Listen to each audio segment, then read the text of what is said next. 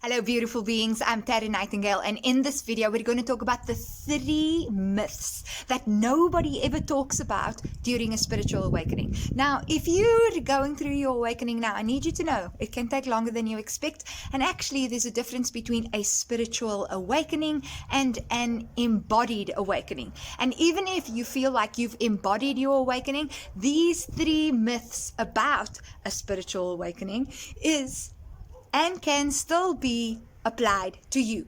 So let's get right into it. Hey, beautiful beings, I'm Terry Nightingale. I'm an energy intuitive, and I help people awaken to their true selves through life experience, practical tips, and messages delivered with unconditional love. Here we explore the human experience, the spiritual experience, and we look at tools how you can integrate both of them and make sense of the human experience. And this video in particular addresses that subject. So if you're new to this channel, remember to hit that subscribe button, and before you forget, remember to hit that like button too. That would be super awesome. So beautiful beings, before I get into the 3 myths, I'd like to explain why these myths exist in the first place. And the main reason for that is because when we're looking at spirituality, or when we're looking at source, or when we're looking at the divine, it's because we're coming from the ego perspective. The ego is not bad. Saying it's bad is actually coming from an ego perspective in itself. But the ego in itself, by its very nature, is not true. It is an illusion. It is a man-made making. It is temporary. It's constantly changing. It's impermanent. Therefore, it is not true. And because of this, it cannot know God. When you come from the ego perspective, you cannot know God. The ego may say, well, I understand what God is, but then it's coming from a conceptual perspective. So it's kind of like, I can't tell you what love is. I can try, I can give you a concept of it, but to really know it, you must experience it for yourself. So it is with the divine in you, with source in you, with God in you, whichever label you want to use. So that's why these myths exist, because we're not looking at it through awareness, through God's eyes, through our true nature, through our divine nature's eyes, but we're actually looking at it from the ego perspective. The ego, which by its very nature is an illusion, is impermanent, is always changing. So to understand how the ego functions, you have to know there's 2 main things that actually really define the ego. So I've mentioned that it's impermanent, and I've mentioned that it's an illusion. But what really defines it is the fact that ego is based on judgment, number 1. Always judging, always drawing conclusions, always having an idea of how something is, whether it's right or wrong, bad or good. This is how things are supposed to be done. That's how it's supposed to be done. Projections. Secondly, ego is born out of fear. The whole reason why an ego exists, the ego is separate. The ego reinforces the idea of separateness and that you and I are not one. Now, currently in our human experience, the ego is part of the human experience.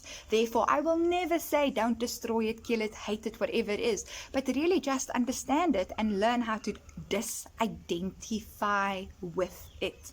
And try as much as possible to live from your awareness, to live through your heart, to live through your divinity, and always remember that. Does this mean that the ego is never going to come into play ever? No. No, not at all. But knowing and understanding it is going to make a huge difference in how you experience being a human. So let's get into the myths. Myth number 1. Everything is always love and light.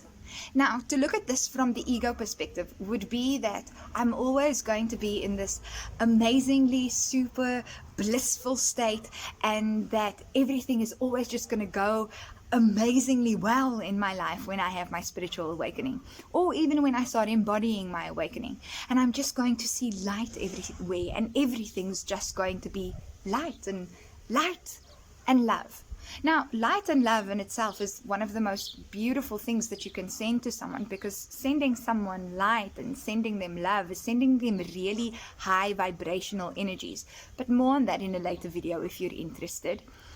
But where the myth comes into this is that when you are awakening, that you're never going to experience a negative experience. And something like sadness or anger and fear, because those are where those emotions come from a lot of the time, is not necessarily love and light in the way that the ego would understand it.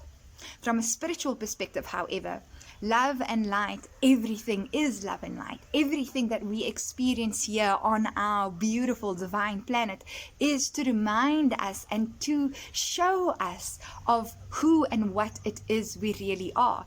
It's all kind of like love in drag, if you want to look at it that way. It's all light in drag. Your darkness or your shadow self or your negative experiences are all there to remind you of who you are. It is when you start identifying yourself with those type of things that we lose a little bit of the plot sometimes. And that's okay, because even that experience is love in drag, is the universe, is source showing you yourself, is broadening you to who you are, is reminding you of who you really are. The second myth about the spiritual awakening and spirituality is this false idea of perfection, that there's this way that this awakening is going to look like, that there's a way that you'll be able to figure out when you just look at it, that, oh, that person is enlightened, or, oh, that person is spiritually awakened. No. In actual fact, the idea of perfection itself is an ego concept. We don't even really know what that is, right? What you deem perfect and what I deem perfect is two very different things. But we're coming from an ego perspective. Whereas from the spiritual perspective, through Source's eyes, through the Divine's eyes, everything is always perfect. Everything is always exactly how it should be. Remember, there is no judgment. So Spirit, the divine source, God, doesn't waste its time trying to figure out what's wrong and what's not right. It just knows in its own perfection, is stable in its truth, and therefore does not have the notions and ideas of perfection that the ego does. The third myth, and this one I've actually seen people that I've worked with, whether I've worked with them in guiding them, people that have spoken to me about their awakening and their spiritual path, or people who have coached me in my spiritual awakening and worked with me and guided me, I've seen all of us falling into this little lovely ego trap, which is thinking that there's only one way. And it presents itself in many forms, but the ego mind is a conflicted mind. That's why they're suffering, because it's never stable. You've noticed yourself. Sometimes you're up, sometimes you're down. Sometimes you're like, yes, that was a great idea. And then a few days later, you have the same idea. And then you're like, oh, wow, that was actually not such a good idea. The ego mind is a conflicted mind. God, Source, the divine mind, always knows its truth, always knows its perfection, always knows that it's whole, always knows its love. So you'll even have certain spiritual teachers even say, well, there are many ways towards spirituality. But then they'll teach and say that their way is the way, which can be quite contradictory. Well, you know what? They're humans too. And sometimes they can also fall back into their ego. The idea that you're never going to go back there is also a false idea in itself. So thinking that there's only one path, only one way, only one teaching, and only one right teaching is in an ego perspective, hard to explain. So I'm going to try and explain it as best as possible, which is, yes, there are many ways that this one teaching actually manifests. So one person may teach the I am meditation. Another may teach the shamanic route. And both have particular energies to them, but they both lead you to the same place. Their teaching is just love again in drag, the divine in drag. But because we're all these unique, beautiful souls, all these bits of consciousness of source, certain energies appeal to us more. So when you find yourself in this space and someone's saying this is the only way and it doesn't resonate with you, that's also okay. Your path may be different. You may need to hear the song, the sound of source differently, and that's completely okay. There is not only one way, there are many ways.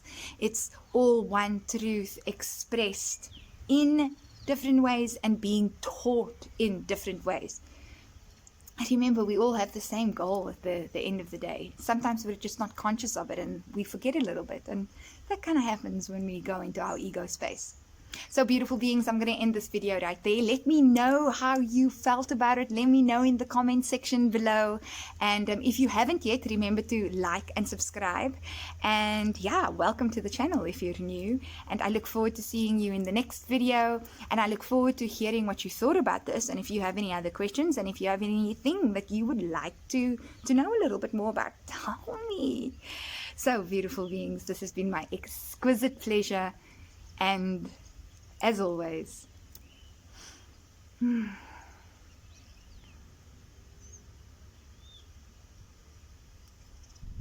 I wish you love. Bye, beautiful beings.